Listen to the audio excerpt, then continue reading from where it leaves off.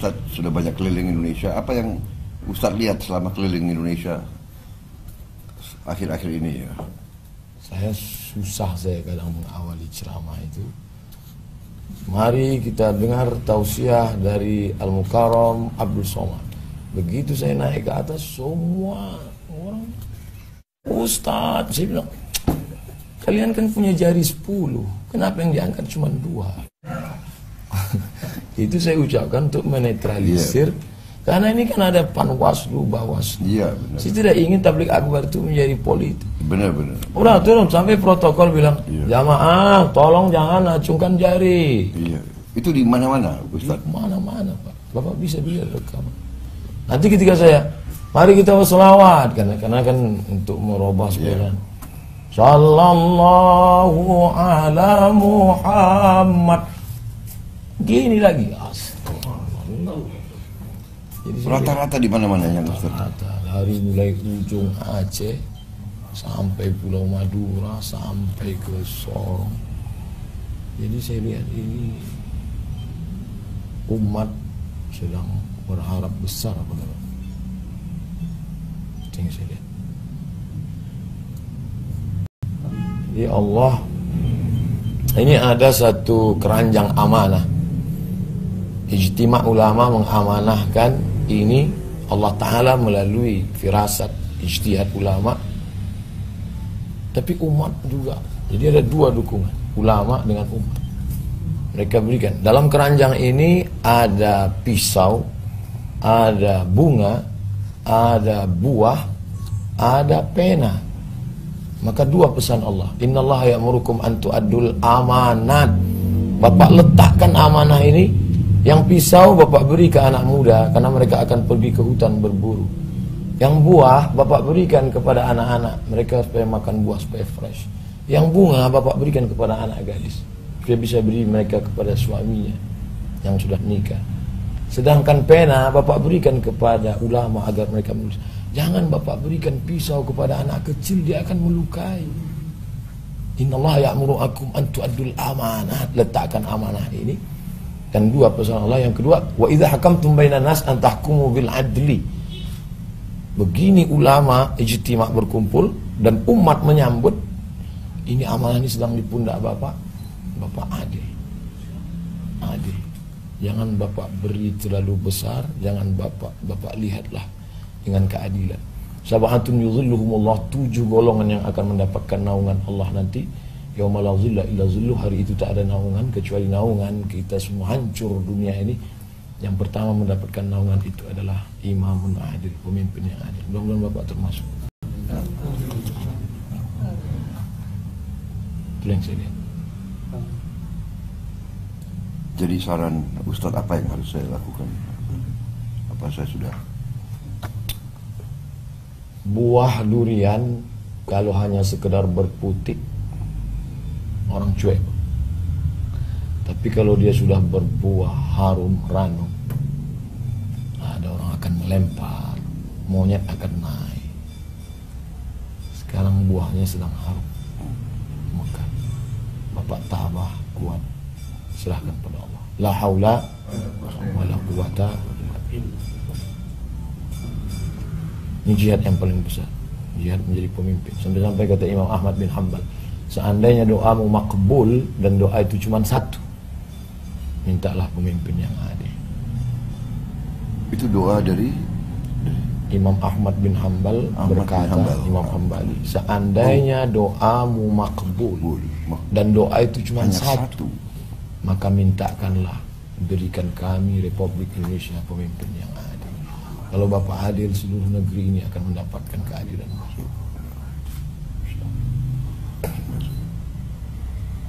Mungkin ada lagi pesan-pesan atau harapan-harapan dalam perjuangan kita. Saya kan dulu selalu mengatakan saya ikut ijtima' ulama. Lalu setelah ulama berijtima' berkumpul, ya Tuhan pilih pada Bapak. Kemudian keliling-keliling kemana-mana umat, Prabowo,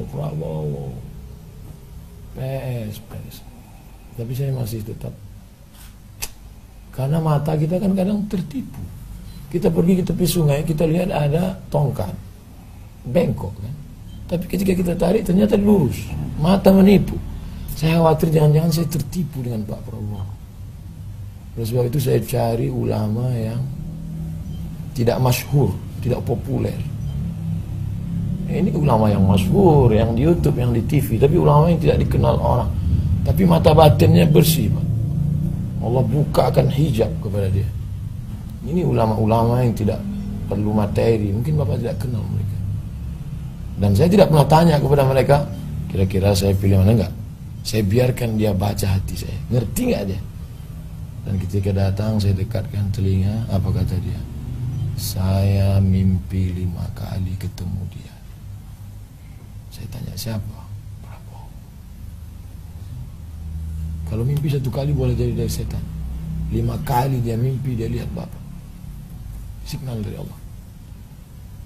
Saya jalan lagi, saya cari lagi ke tempat lain. Ketika salaman, dekat telinga saya, dia bisik. Bapak dia. Ulama-ulama yang tidak dikenal karena hebatnya di tengah masyarakat, bukan viral seperti saya.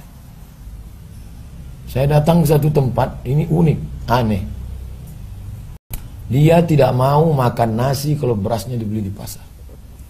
Berasnya ditanam sendiri. Karena kalau dibeli di pasar riba. Dia hanya mau minum kalau sumurnya digali sendiri. Dan tidak mau menerima tamu perempuan. Dan pernah menteri datang dia usir. Menteri datang, pulang. Saya khawatir. Khawatir saya begitu datang ke sana ternyata somat, niatmu tidak baik, pulang. Malu Ustaz. Tapi saya tetap nekat datang. Biasanya tamu ke sana kalau ketemu paling 2 menit, 3 menit, udah sana minta doa, udah. Saya datang. Setengah jam, Pak. 30 menit dia bicara 4 mata dengan saya. Di akhir pertemuan pas mau pulang dia bilang, Dia bilang gitu. dia bilang. Jadi saya berpikir lama, ini kalau saya diamkan sampai pilpres, kenapa mereka cerita ke saya? Kenapa mereka cerita ke saya? Tiap malam saya berpikir, kenapa mereka cerita ke saya? Berarti saya harus sampaikan. Kalau tidak ini akan jadi seumur hidup saya mati dalam penyesalan. Abdul Somad, kenapa tidak kau cerita? Setelah ketemu ini selesai, kuserahkan semuanya pada Allah SWT. Apa yang terjadi pada saya, kuserahkan semuanya pada Engkau ya Allah. Yang penting sudah kusampaikan. Plong. Malam ini saya bisa tidur lelap.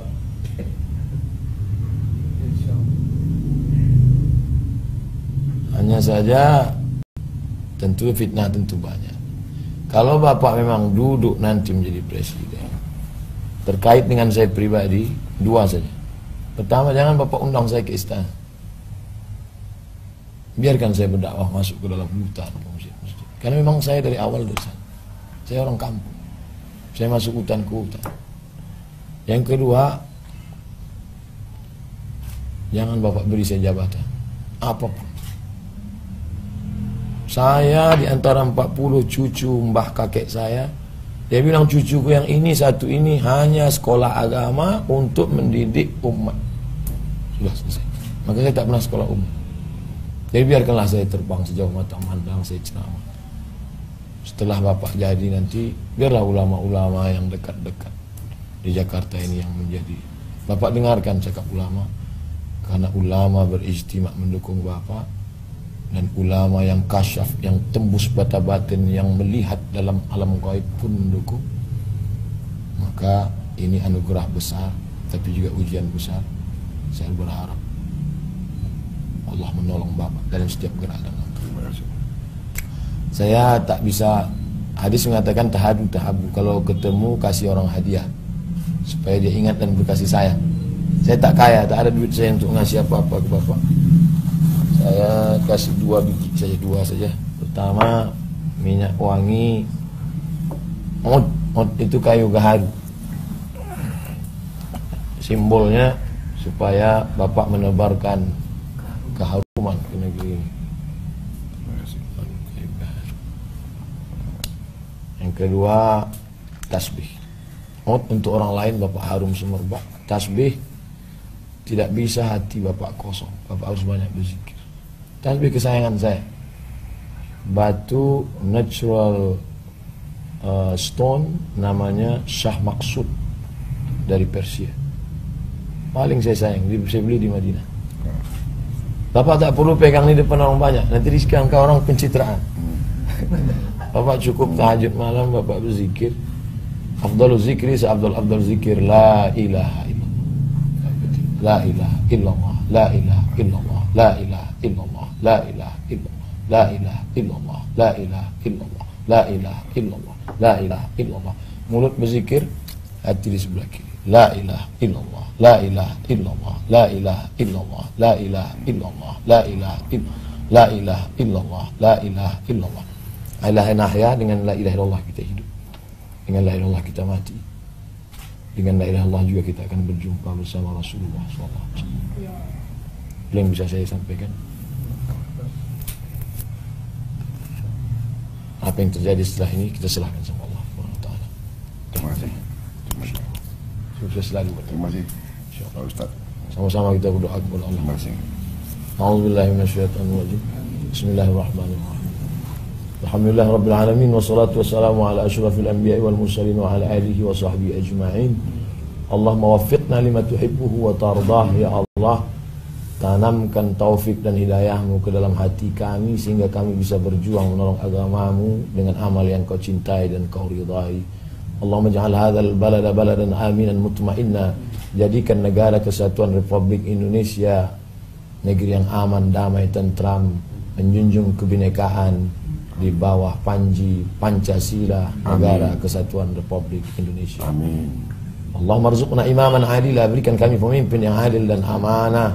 La tusallit alaina bi dzunubina man la yakhafuka wa la yarhamuna. Jangan kau hukum kami karena dosa-dosa kami. Kau angkat pemimpin pengkhianat yang tak sayang pada kami dan tak takut padamu, ya Allah. Allahumma ja'al hadzal balada mutma'inna. Jadikan negeri ini aman, damai. Baldatun thayyibatun wa rabbun ghafur. Wa sallallahu ala sayyidina Maulana Muhammad.